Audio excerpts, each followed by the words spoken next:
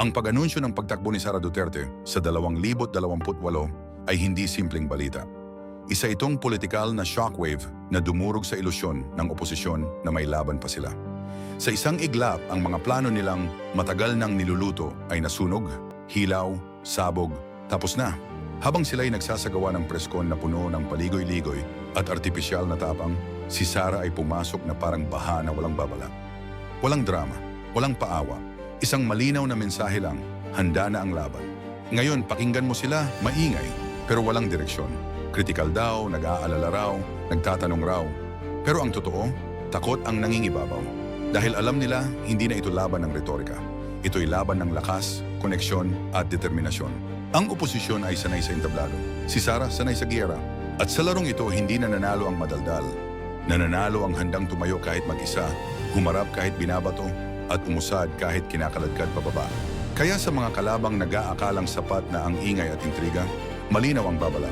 Hindi ninyo kayang pigilan ang alon sa pamamagitan ng sigaw. Dahil ang paparating ay hindi kampanya, ito ay pagdurog. Ngayon, makikita mo ang takot na pilit tinatakpan ng ngiti. Mga salitang concern, question at duda. Pero sa likod nito, panic ang tunay na emosyon. Dahil alam nila, ito na ang laban na hindi kayang idaan sa press release at scripted outrage.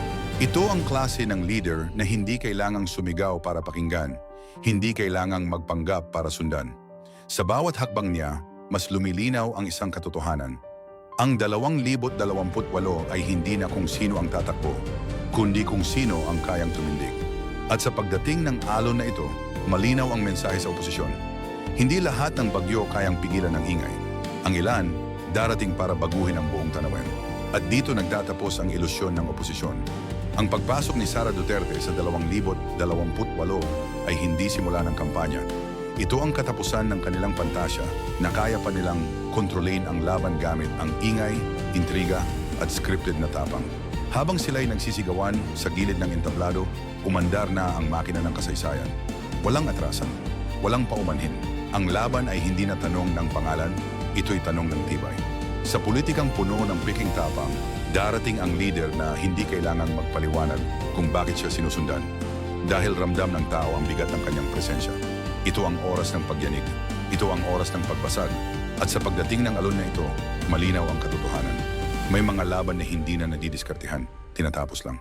Handa ba ang mga kumukontra o aanurin na lang sila ng realidad na hindi na nila kayang pigilan? Dahil sa politika, darating ang sandaling hindi na sapat ang ingay. Ang mananaig ay yung kayang tumayo kahit nag-iisa.